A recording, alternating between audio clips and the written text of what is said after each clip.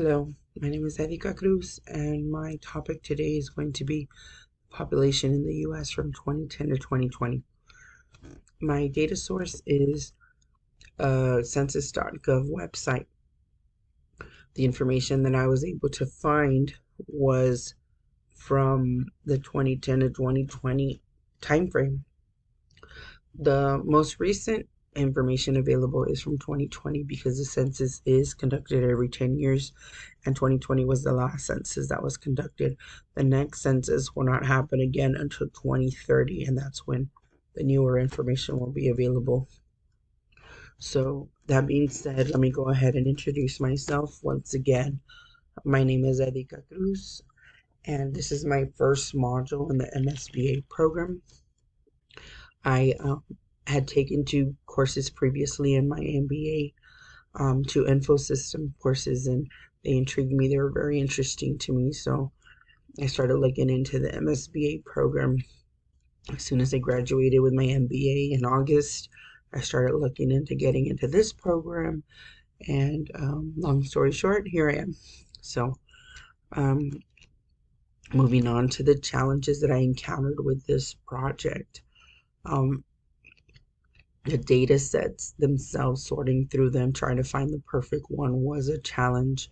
I was looking for a data set that not only was interesting but also had substance to be able to utilize it in different forms, in different contexts, to be able to give this information in the different graphs to provide a good dashboard. So once I sorted through all of the data sets, I finally ran into the information that I ended up with, which was the information from the 2020 census for the population information, and then that's what I settled with. But after I found my data, I did run into other challenges.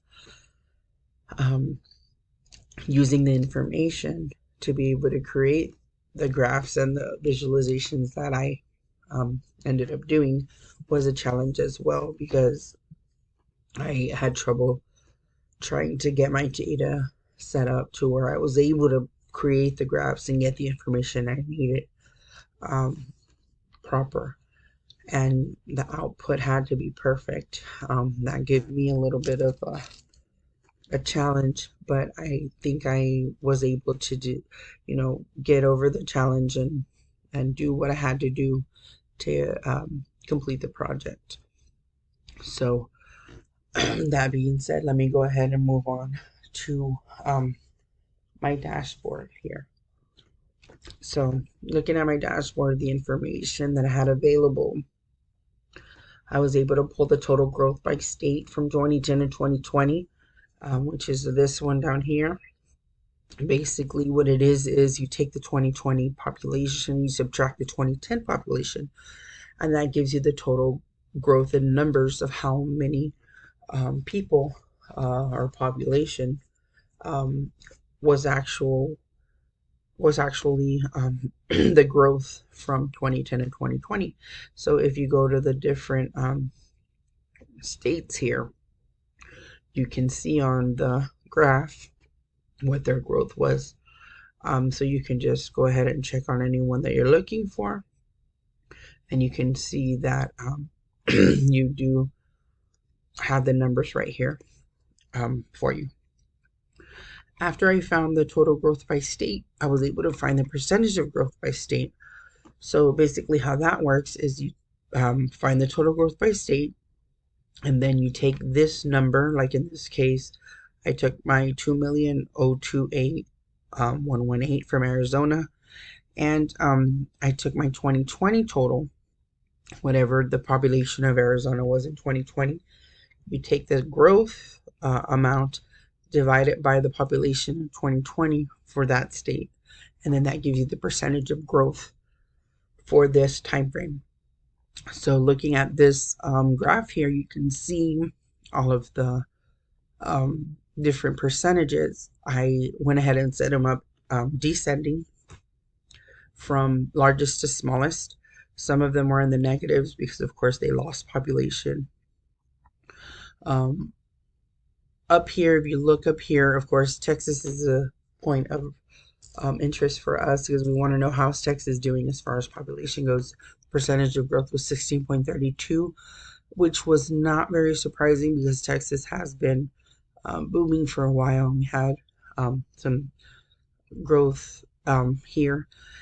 One thing that was very surprising to me was that California was down here because California and Texas are some of the largest states here in the U.S. And it was very surprising to me that percentage of growth for California was only 5.49%. But moving on to the other graphs, here we have state population trend from 2010 to 2020.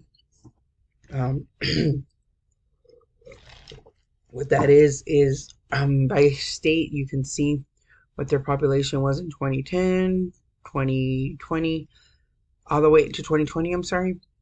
And of course, it looks very busy, but this works into my interactive dashboard, so it'll make sense in a while. Up here, you can find the population of the state in 2020.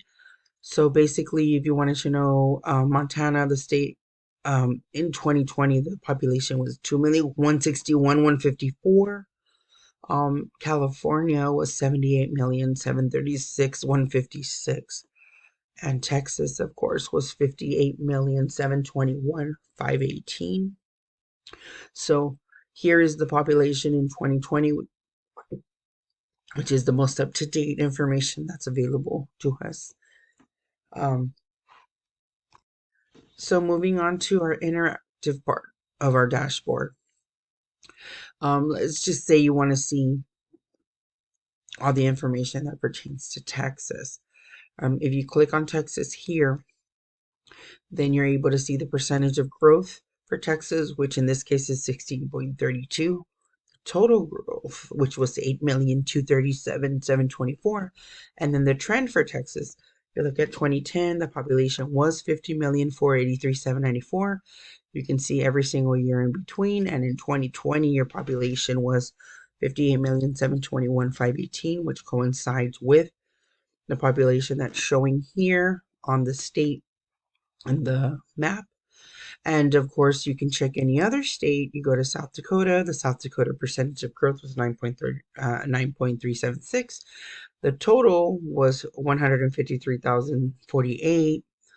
And then you can look at the trend as it went from 1,632,386 all the way to 1,785,434. And another thing you can do with this is if you want to compare several states at a time, you can go ahead and click on the ones that you want to see. With the control, you can hold down several states at a time, and your information will be here. You can see Texas is 16, Idaho is 16,303, Colorado 15, 060, and South Dakota 9.36. This is how they compare as far as the trend goes. This is how they look as far as the total growth. Colorado has 1.5 million, and so on and so forth. So this interactive map is helpful if you want to look at just one state in particular, or if you want to compare two states together and see how they compare to each other. So that is all for my presentation, and I hope you enjoyed this interactive dashboard that I was able to create with the information, and thank you very much.